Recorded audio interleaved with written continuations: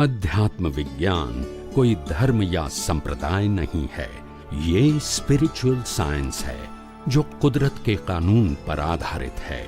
ये विज्ञान पूरे ब्रह्मांड के सभी रहस्यों को उजागर करता है और जीवन के सभी पहलुओं को समझने के लिए एक नई दृष्टि देता है। इसी को आर्ट ऑफ विजन कहते हैं, दुनिया को देखने की एक नई दृष्टि, जो अध्यात्म विज्ञानी परम पूज्य स्वामी श्री कमलेशानंद जी के निर्देशन में सनातन सत्य का अनुसंधान कर हमारे जीवन को प्रकाशित करे। जय सच्चिदानंद। हाँ, इसमें क्या था कि कभी कभी मैं जुड़ जाता हूँ और आप जिस तरह बताए कि किसी को कुछ समझाइए और अपना ज्ञान जो आप समझे हो अपने तरीके से वो आप अपने शब्दों में सबको समझाइए। आती है मेरी आवाज आपको? आती है। तो दिक्कत क्या होती है, सामने वाला आदमी अगर 10 बार बोलता है अज्ञान का नाश करना, अज्ञान का नाश करना, वो शब्द 3 बार बोलता है और ज्ञान में रहना 1 बार बोलता है, तो मुझे जो समझ मिली है कि पहले गुठाने में लिखा है कि आप अज्ञानी हो, फिर डेवलपमेंट होते होते ज्ञान की ओर बढ़ते हो। डायरेक्ट आज तक कोई भी इंसान डायरेक्ट ज्ञान समझ नहीं पाया। पहले उसने बुद्धि से अपने आप को जाना। कुदरत का भी यही रूल था कि पहले आप अपने आप को जानिए, फिर अपने आप को सम्यक बनाइए और फिर साइंस में आ जाइए। यही एक पूरा सिस्टम है। ऐसा आपकी बातों से मुझे हर वक्त यही महसूस हुआ कि सिस्टम पूरा यही चलते है। किसी को समझाने के लिए हम एक्स्ट्रा ट्यूशन भले देते हैं कि भाई आज आप ये ज्ञान मिला है तो वो अज्ञान है, उनको भी मैं मानता हूँ और ज्ञान को भी ज्ञान मानता हूँ, और जब तक उनको नहीं मानूंगा तब तक ये नहीं मिलेगा ये भी मानता हूँ। तो वो एंगल से मैंने बोला कि आप उनकी इतनी बार बोलते हो तो ज्ञान का वैल्यू 1 बार बोलते हो और इनको 3 बार बोलते हो, तो कम से कम उनको इतना भी बुरा मत मानो, उनको थैंक यू बोलो कि जब मैंने आपको जाना तब मैं इनको समझ पाया। तो वो बात ये एंगल से करेक्ट भी है सर। नहीं, वो तो कहने का मतलब ये तो दृष्टि का विषय है, बोलने का विषय नहीं है। बोलने का तो समझाने का होगा तभी बोलते हैं, मगर दृष्टि में रिलेटिव सत्य सनातन समझाने के लिए मैंने उनको दृष्टि में पकड़ाने के लिए मुझे ये बोलना पड़ा ये एंगल के उस वक्त, जबकि मैं भी समझता हूँ कि ज्ञान क्या है और अज्ञान क्या है। और दूसरी बात कि कोई एक बार बोले कि 10 बार बोले, इससे अपने को क्या मतलब है? अपने को तो उनके पीछे जो मर्म बताया है वो ही समझना है। वॉइस में काउंटिंग में जाने की जरूरत नहीं है। गलती 1 बार करे या 100 बार करे, वो कुदरती रचना ही है। बात आपकी सही है, लेकिन मुझे कहीं ना कहीं अगर सामने वाला 10 बार बोलता है अज्ञान को मिटाना है, अज्ञान को नाश करना है, तो कहीं ना कहीं मुझे ये फील आता है कि उसने आपका बुरा किया है। भाई बुरा नहीं किया है, उनको आप थैंक यू बोलो, बॉडी को भी थैंक यू बोलो। बिना बॉडी हम अपने आत्मा को और शुद्धात्मा पद को कभी महसूस किया साहब?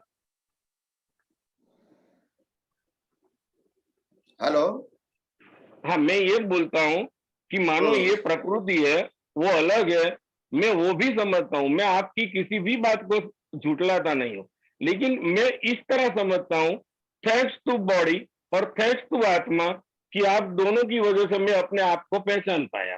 तो उसमें गलत कहाँ हुआ मैं? नहीं, पर इस सबका प्रेजेंटेशन अंडरस्टैंडिंग तो अलग रहेगा, तो इसमें टकराने की क्या जरूरत है? यही दिक्कत है कि सबका प्रेजेंटेशन अलग अलग है। इसीलिए कहा कि हमको सार पकड़ना है, उनके व्यू पॉइंट या उनकी बातों को पकड़ना नहीं है। मैंने पहले भी कहा 24 तीर्थंकरों की भाषा अलग थी, सिद्धांत एक था। लेकिन अभी मैंने जो आपको बताया, भले मेरा आश्रय तो आप समझ गए ना, किसी और की बात जाने दो कि थैंक्स टू आत्मा, थैंक्स टू बॉडी, आप दोनों तो अलग अलग हो, लेकिन मिश्रित वजह से मैंने अपने आप को जाना, तो मुझे आप लोगों को थैंक यू बोलना है। उसमें मैं कहाँ गलत हूँ? वो एक स्टाइल अपना है, कोई बात नहीं है, क्योंकि जो आपने मुझे समझाया ना, इम्पोर्टेंट बात ये होती है कि हम कैसे अपने दृष्टि को विज्ञानमय बना के रखे, यही इम्पोर्टेंट बात है। ये सबसे बड़ा आखिरी टेंशन है। शब्दों का प्रेजेंटेशन इतना इम्पोर्टेंट नहीं है, हमारा साइंटिफिक विजन ही इम्पोर्टेंट है। और प्रेजेंटेशन तो सबका अलग रहेगा, क्योंकि प्रोसेस मैंने पहले भी कहा था, मैंने पास्ट में कहा था, जो व्यक्ति ब्रह्मचर्य, अखंड ब्रह्मचर्य प्राप्त करके केवल ज्ञान प्राप्त करेगा तो उनकी भाषा में ब्रह्मचर्य का महत्व आएगा ही, क्योंकि यह उनकी प्रोसेस का हिस्सा है। परफेक्ट। जो व्यक्ति नॉर्मल लाइफ जीवन जी के केवल ज्ञान होगा और तीर्थंकर बना होगा तो वो ब्रह्मचर्य का महत्व इतना नहीं देंगे। उसका मतलब ये नहीं कि उनको ब्रह्मचर्य का महत्व वो कम देते हैं, ज्यादा देते। That is not important thing. Important thing process क्या है कि मन वचन काया से मुक्त रहना है, मगर उनकी भाषा में ये प्रयोग रहेगा क्योंकि उन्होंने खुद ने अनुभव किया है। तो हर बात, तो हर व्यक्ति को जो अनुभव होता है वो तो अपनी भाषा में आएगा। हमको इस अनुभव को अलग करके सनातन सत्य को पकड़ के रखना है। और सभी व्यक्तियां अलग अलग प्रकार के अनुभव से पसार होती है, तो वो जोक उसमें आएगा, उनका वेट उसमें आएगा। इसमें कोई गलत बात नहीं है, वही रहेगा। तो दादा भगवान ने कहा कि मैं वाघ टेकरी पे गया था और मेरे को ये अनुभव हुआ। उन्होंने अनुभव किया था तो बताया, नहीं किया तो नहीं बताया, मैंने नहीं किया तो मैंने नहीं बताया। ऐसे स्वामी नारायण भगवान और कोई अनुभव किया तो वो बताया, मगर हमको ये बातों को पकड़ना नहीं है। इसीलिए मैंने कहा ज्ञानी पुरुषों के पास से विज्ञान को ही पकड़ना, ये हमारे लिए इम्पोर्टेंट बात है। बाकी कोई बात इम्पोर्टेंट नहीं है, हमको उसको उदय कर्म कह के छोड़ देना है। आप समझे ना, इसको ज्यादा विस्तार करने की जरूरत नहीं है। देखो मेरा उदय कर्म में ही छोड़ दिया है, लेकिन ये तमन्ना होती है कि जब आप क्लास लेते हो ना तो कहीं ना कहीं उससे जुड़ जाते हो कि आप अपनी सच्ची बात उनको समझाने का पूरा प्रयास कीजिए, जो आपका हमेशा रहता है हमको समझाने का। तो कभी कभी ये बात हो जाती है। और आप जैसे बताए ना कि भाई प्रेजेंटेशन सबका अलग रहेगा।